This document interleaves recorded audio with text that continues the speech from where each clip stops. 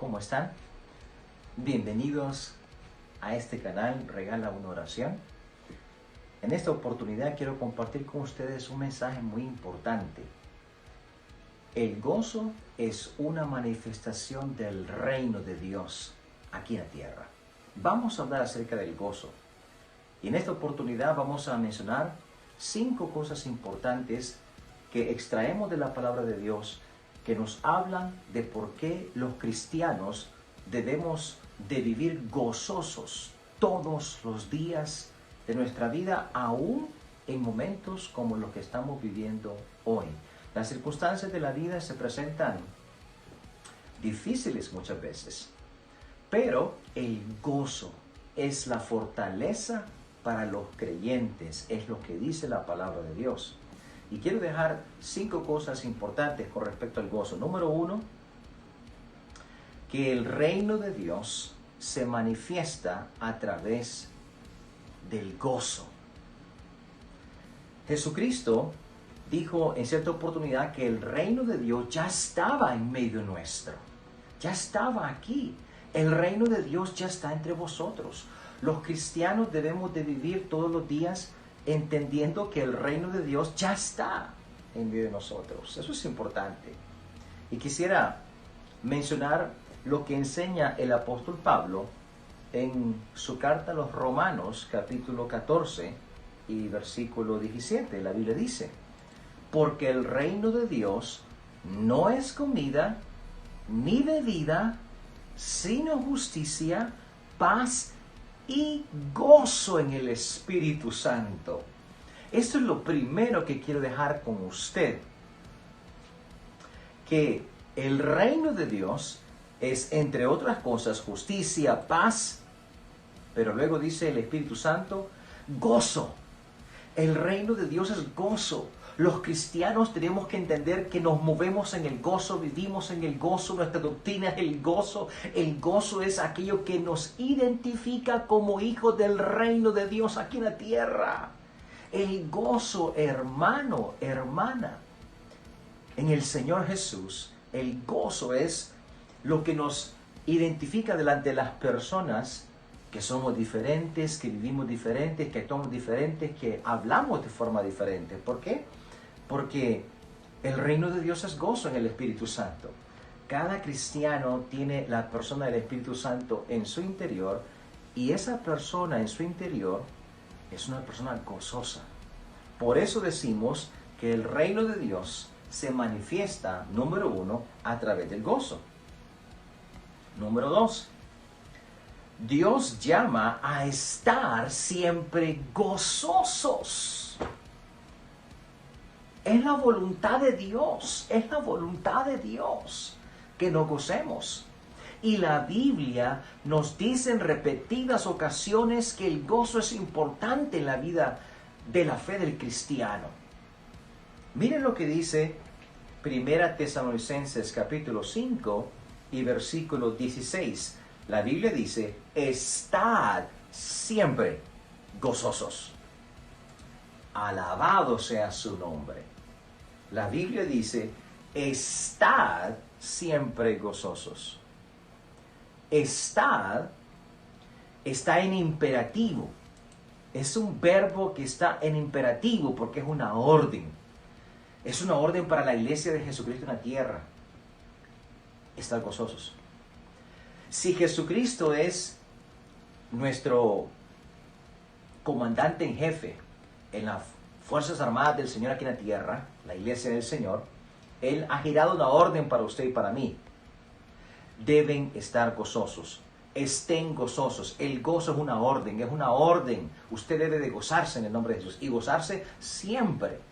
Siempre es un adverbio que denota siempre, todo el tiempo.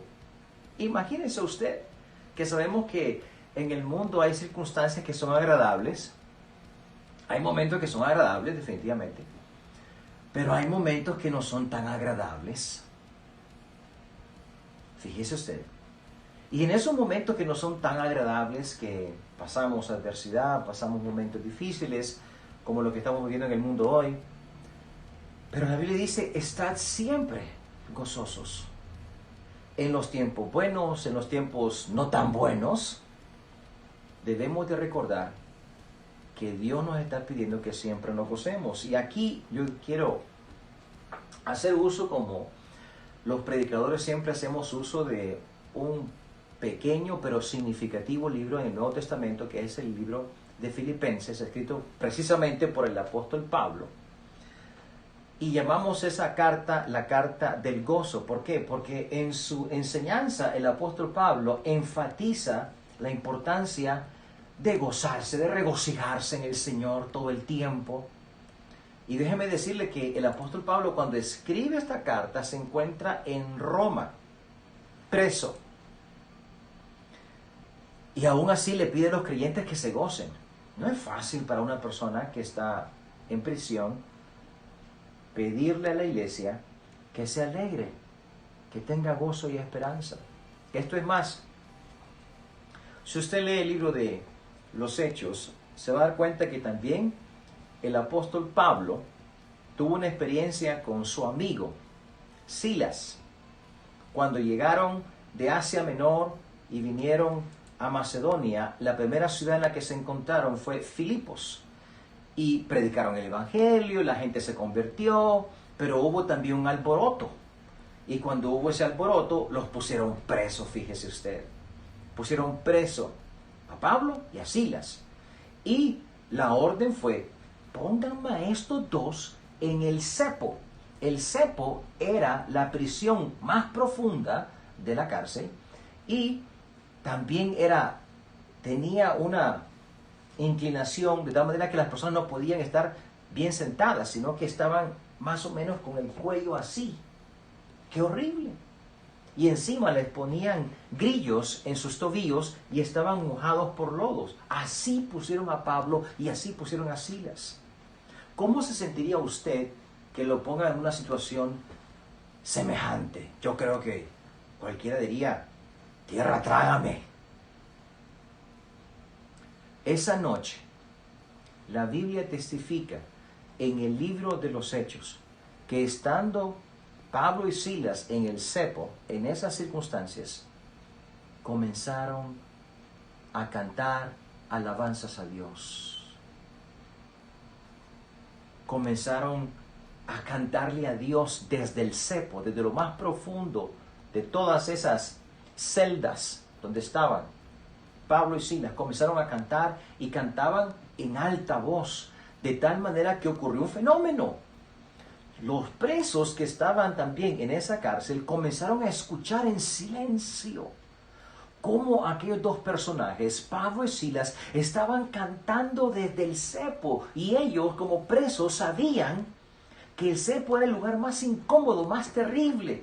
Era como para que la gente llorara, se quejara, lamentara. Y quizás en otras noches habían escuchado cómo la gente se lamentaba desde el cepo, pero aquí había ocurrido algo completamente diferente. Pablo y Silas no estaban llorando, no se estaban quejando, estaban alabando a Dios. Y se escuchaban las alabanzas en toda la cárcel. Y eso hubo un detonante, las alabanzas fueron un detonante. Hubo algo espectacular en esa prisión esa noche, y es que Pablo y Silas experimentaron cómo el poder de Dios llegó a aquel lugar de aflicción en respuesta a aquellos cantos a Dios. Y Dios hizo algo sobrenatural.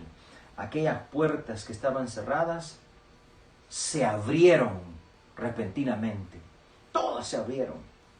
Y los grillos que ataban los tobillos y quizás también las muñecas de Pablo y de Silas se cayeron.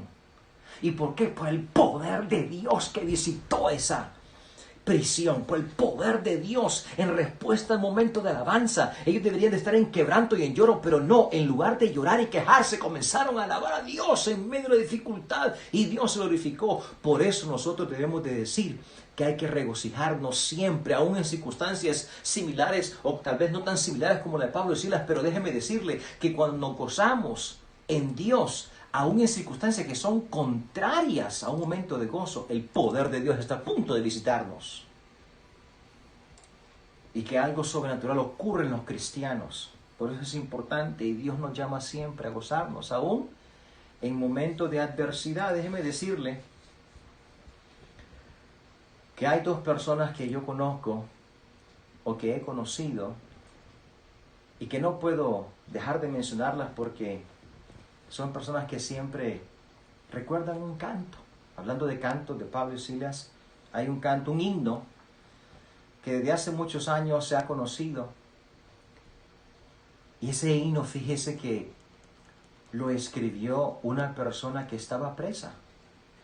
Y desde el calabozo donde estaba él, solo había una ventana que se miraba hacia arriba. Y lo único que podía ver era el sol en el cenit y las estrellas durante la noche. Y estando en la cárcel tuvo un momento de inspiración, si lo puedo decir de esa forma, y compuso un himno cuya letra dice algo como lo siguiente: Señor mi Dios, al contemplar los cielos, el firmamento y las estrellas al oír tu voz en los potentes truenos, mi corazón entona la canción. Y por ahí va la canción. Esa canción que es un himno muy conocido, que va a seguir siendo entonado de generación en generación. Es el canto de un preso, fíjese. Una persona que estando detrás de las barras de aquella cárcel por su fe en Cristo, conmovió al mundo con su música, con su letra, y hoy nosotros recordamos esa melodía y nos quebranta el corazón. Es la inspiración de una persona que no se detuvo frente a la adversidad y encontró un motivo para superar la adversidad con un momento de gozo y de adoración, como ese canto hermoso.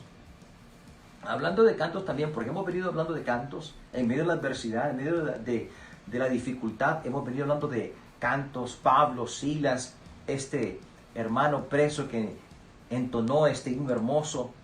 También quiero contarle algo que para mí es importante, y le hablo acerca de lo que se conoce como el negro espiritual. Sí, escuchó muy bien, el negro espiritual. Y usted me puede preguntar, pastor, ¿y qué es el negro espiritual? Bueno, pues el negro espiritual es un tipo de música originaria de los Estados Unidos de América, pero no piense usted en los americanos de raza blanca. Le hablo acerca de los esclavos afroamericanos que durante el tiempo de esclavitud fueron sometidos a crueldades y a cosas inimaginables.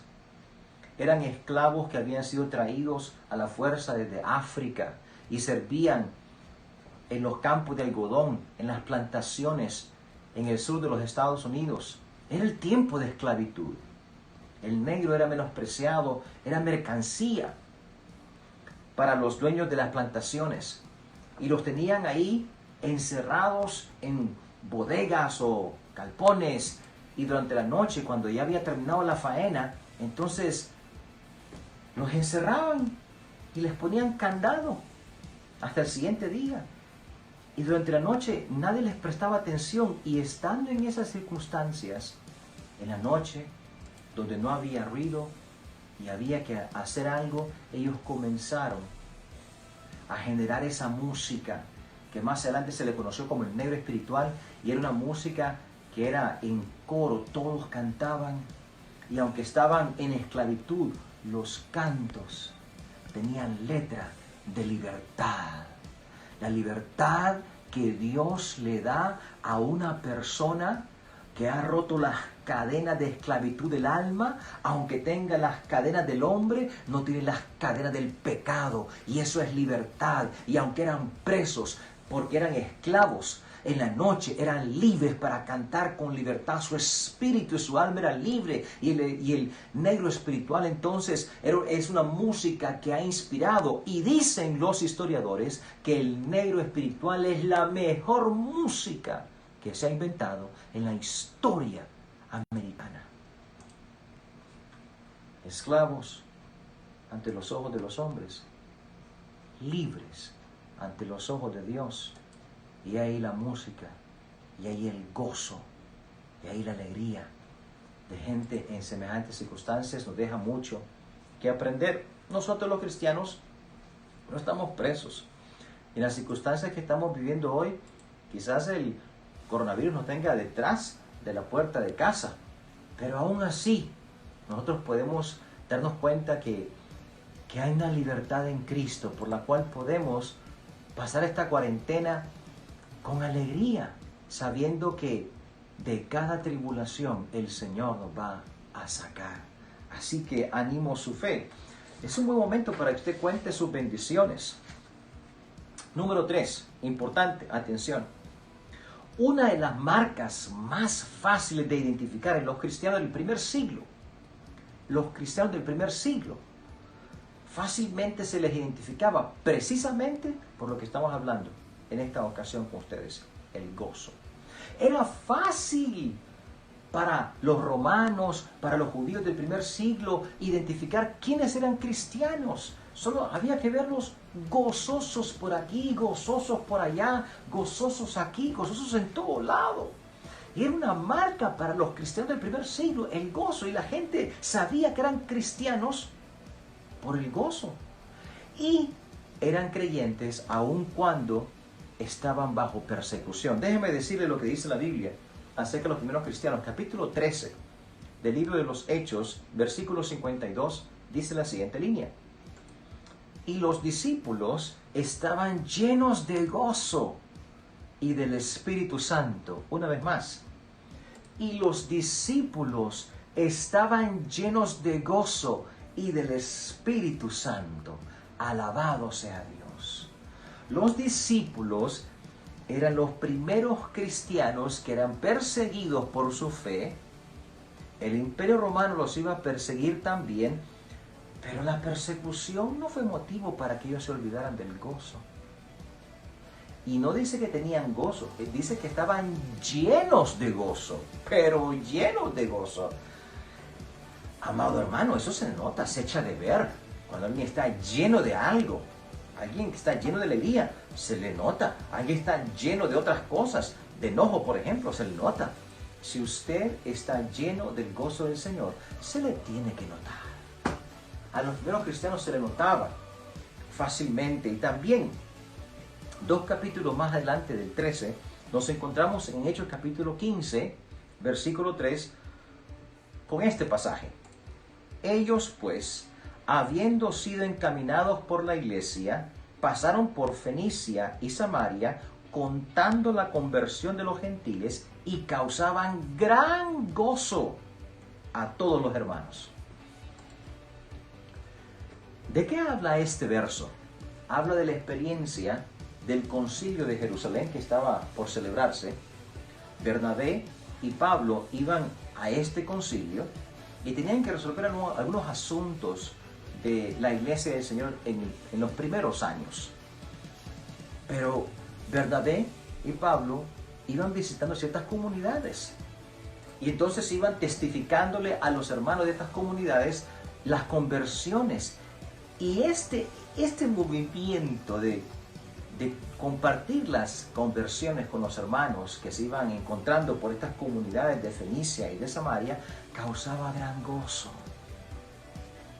Porque las conversiones de los inconversos deberían de seguir generando gran gozo en la iglesia del siglo XXI.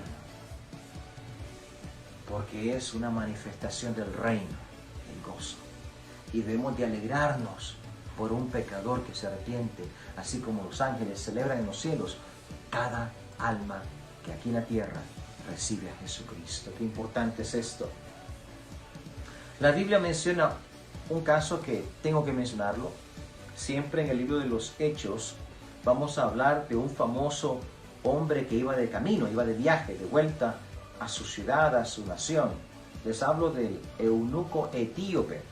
Hechos capítulo 8, versículo 39 dice: cuando subieron del agua, el Espíritu de Dios arrebató a Felipe, y el eunuco no le vio más, y siguió gozoso su camino.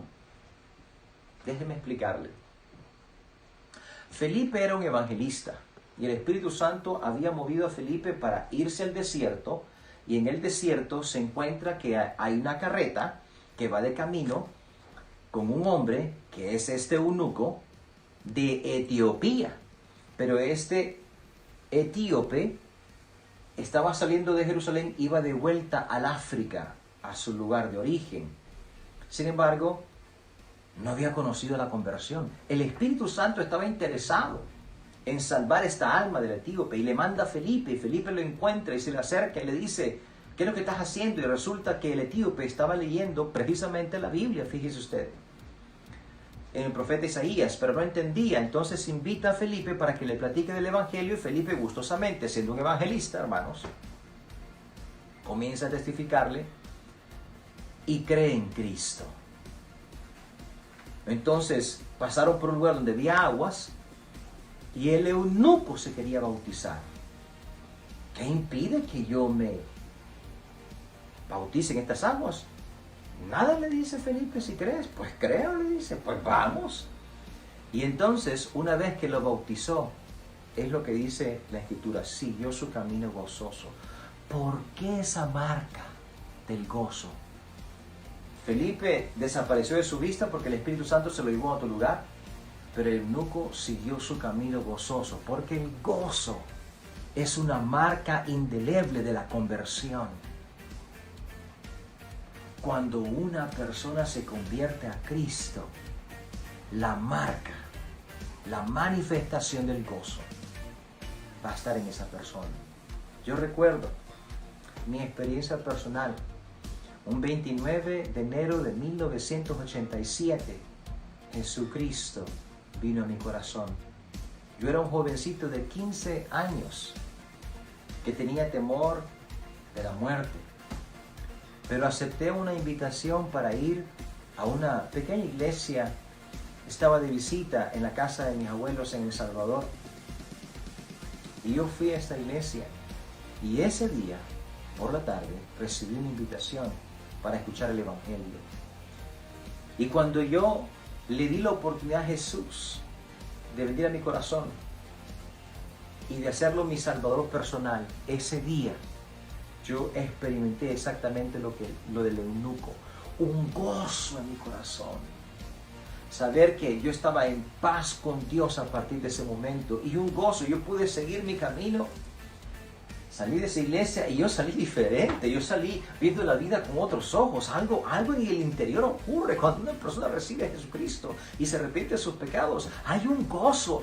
El nuevo nacimiento es una experiencia de gozo, porque se han roto las cadenas de pecado, han desaparecido. Jesús hace pedazos, el pecado hace pedazos las consecuencias del pecado. El alma queda limpia, y lógicamente, ante la limpieza del poder de Dios espiritualmente en nuestro interior, surge algo nuevo, y es el gozo. Por eso digo que el gozo es la primera manifestación del reino de Dios en una persona. Hablemos de otra persona que me interesa en las Escrituras. Un hombre chiquitito que quería ver a Jesús. Su nombre era Zaqueo.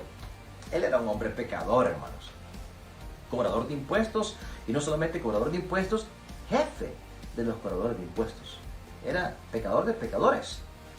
Pero cuando Jesús pasaba por su comunidad, él lo quería ver, y corrió hacia un árbol sicómoro, se trepó como pudo hacer aquel árbol, y desde allá, desde primera fila, estaba viendo el momento que apareciera Jesús.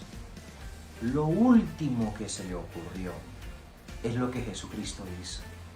Cuando Jesús venía caminando, pasa por aquel árbol, se detiene, todo el mundo está en suspenso. ¿Qué es lo que va a hacer el Señor? Mira hacia arriba y se encuentra que hay un gordito viendo a Jesús de arriba, y se mira, se cruzan la mirada, y el Señor le dice: Zaqueo, desciende, porque hoy voy a cenar en tu casa. Y mire, es lo que quiero que leamos en Lucas 19:6. Entonces él descendió a prisa y le recibió gozoso. Alabado sea Jesús. ¿Cómo recibió Zaqueo a Jesús en su casa? Gozoso.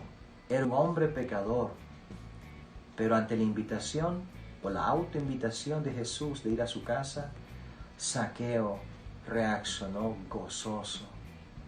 Es así como Dios desearía que las personas le reciban en su casa y en su corazón, en su vida, gozosos. Porque es el inicio de una transformación maravillosa en la vida de una persona. Esa noche Zaqueo iba a conocer a Jesucristo como su Salvador. Y a partir de ese día, ese gozo que comenzó en Zaqueo, nunca jamás se iba a terminar en su vida otra vez. ¡Qué bendición! Jesucristo enseñó de esto, del gozo, en varias ocasiones, hasta en las parábolas. Hay una parábola muy famosa, usted la ha de recordar, que es la parábola de la oveja perdida. Siempre en el Evangelio según San Lucas, capítulo 15 y versículo 5, leemos: y cuando la encuentra, la pone sobre sus hombros gozoso. Alabado sea Dios. Una vez más, el gozo está por aquí, el gozo está por allá, el gozo está por todos lados. Es que el gozo es una manifestación del reino de Dios en la tierra. La parábola de la oveja perdida es bien importante en los evangelios. Todos lo usamos. Porque se le había perdido una ovejita al pastor y había tenido que ir a buscarla. ¿A dónde estaría esa ovejita? Hay animales peligrosos que podían comerse aquella ovejita. El pastor entonces diligentemente la buscó por arriba, por abajo, por el valle, por la montaña, por el cerro, por todos lados. Buenas noticias, la encontró. Y cuando la encontró, ¡qué bendición! Por el gozo de ver a su animalito al alcance de sus manos, todavía sano y salvo. Que el peligro, aunque sola la ovejita, no la había alcanzado. Él corrió y mire, lo primero que hizo fue tomarla, que estaba sana, o quizás se había golpeado alguna piedrita, qué sé yo, pero estaba con vida. La tomó en sus brazos, la puso en sus hombros. Y ahí está la palabra, gozoso. Porque si hay algo que le causa gozo a Dios, es salvar un alma. Así es como Dios nos mira a nosotros, como ovejitas que necesitan ser rescatadas de un mundo lleno de pecado, y cuando nos encuentra y nos ofrece la salvación y la aceptamos, nos pone sobre sus hombros y regresa gozoso al redil donde la va a tener segura. Eso es importante. Los cristianos debemos de multiplicar el gozo compartiendo el Evangelio con alguien más. Alabado sea Jesús. Quiero contarles una historia, brevemente. Era un sábado y había terminado mis clases en la UPN de inglés y tenía un grupo de alumnos. Pero había una persona que el Señor había inquietado en mi corazón, haciéndome sentir que debía de hablarle de Jesús, que se llama Joshua. Y precisamente ese sábado, él se quedó para hacerme una consulta. Y ahí el Señor me dijo, esta es la oportunidad, háblale de mí. Inmediatamente me acerqué y le pregunté, Joshua, ¿cómo estás con el Señor? Él se sorprendió, se sacudió porque no esperaba esa pregunta. Lo invité para que asistiera a nuestra iglesia y me dijo que sí, fíjese. Y yo pues estaba entusiasmado y le pregunté, ¿dónde vives? Te voy a ir a recoger, te voy a ir a dejar. Y me dijo, vivo en el Tizatillo, me dijo. Si usted es hondureño y vive aquí en la localidad de Tegucigalpa, se da cuenta que el Tizatillo está lejos de cualquier lado.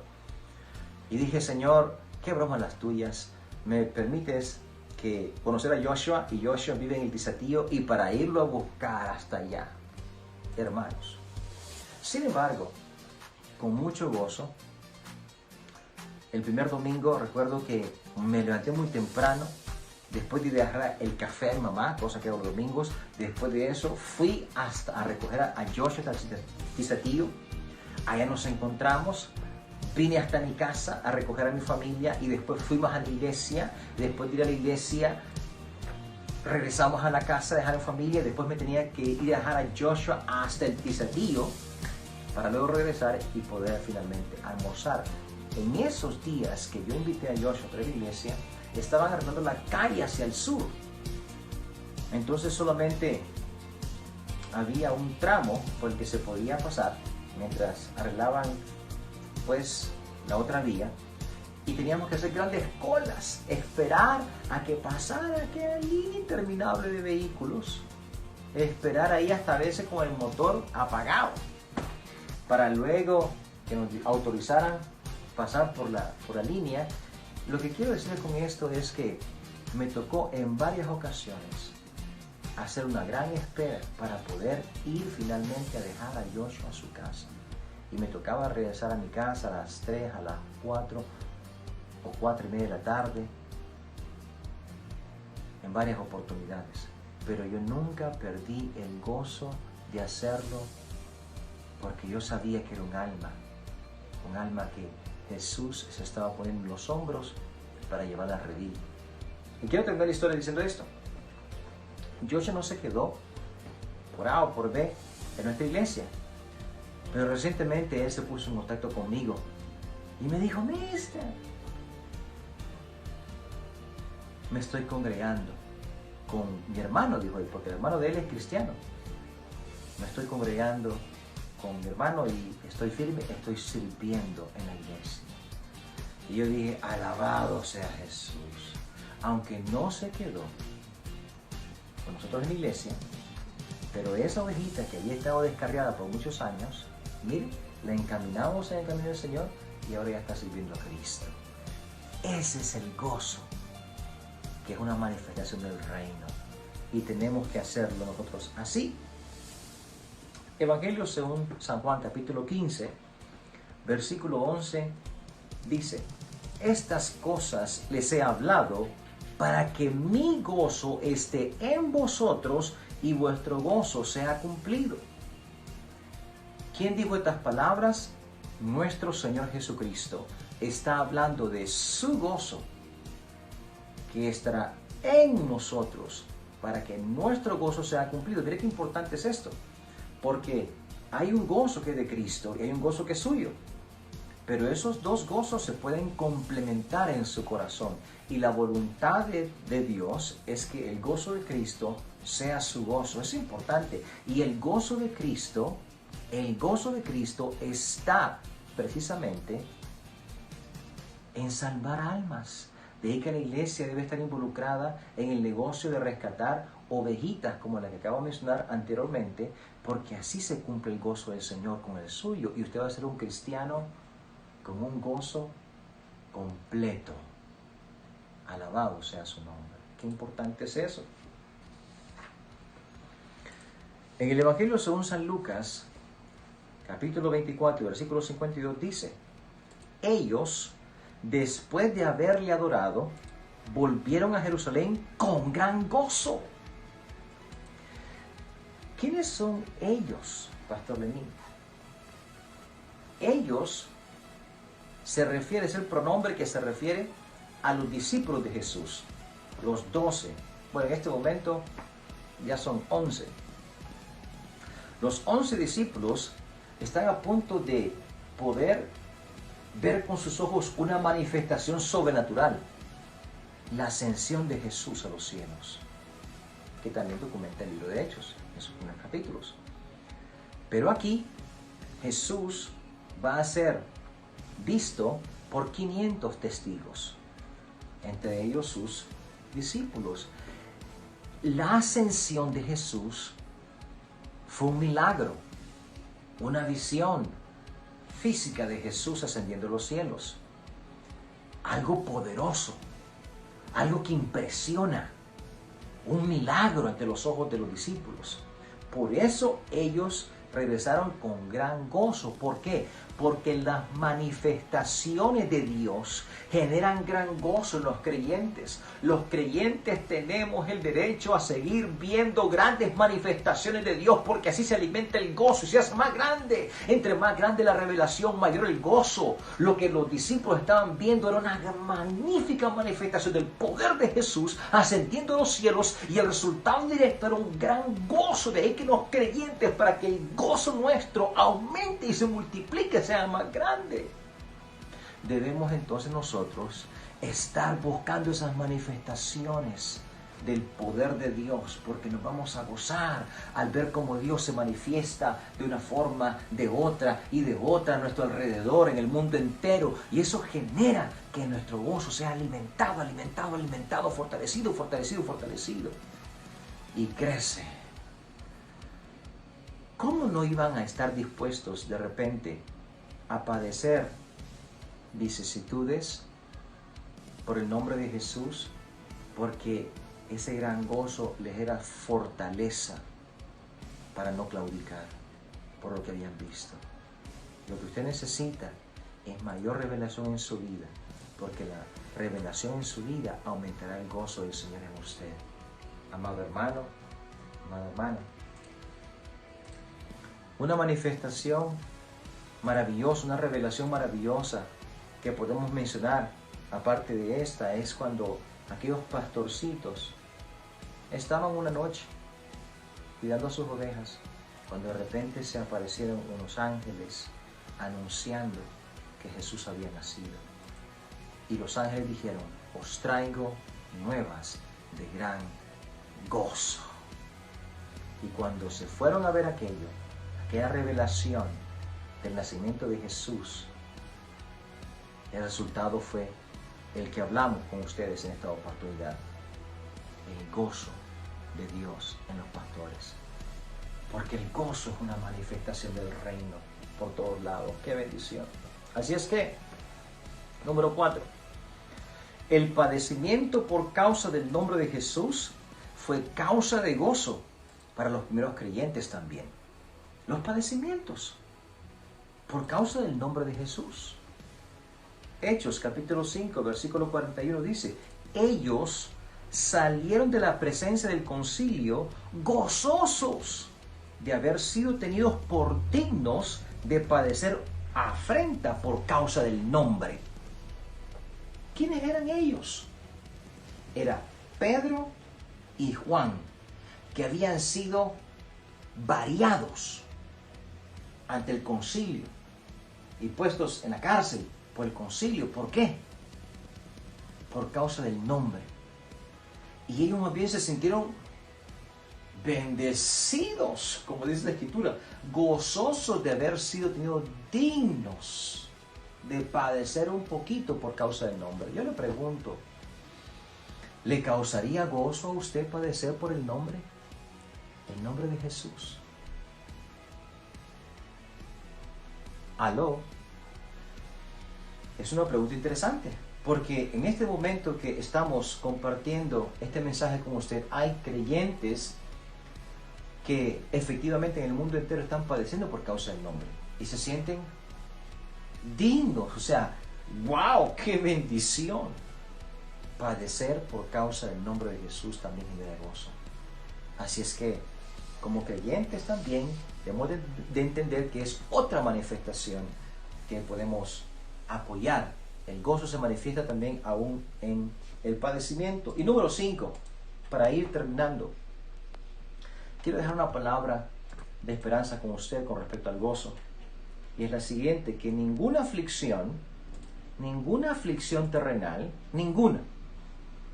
Y repito, hermano amado en la fe, hermana amada en la fe del Señor, repito de parte de Cristo para usted: ninguna aflicción terrenal se puede comparar con la gloria futura que se va a manifestar en los hijos de Dios. Ninguna aflicción.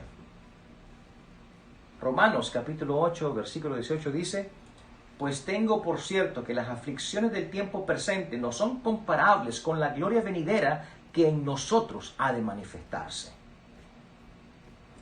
Lo tengo por cierto, decía el apóstol Pablo. Hay aflicciones en el tiempo presente, pero ninguna de ellas se compara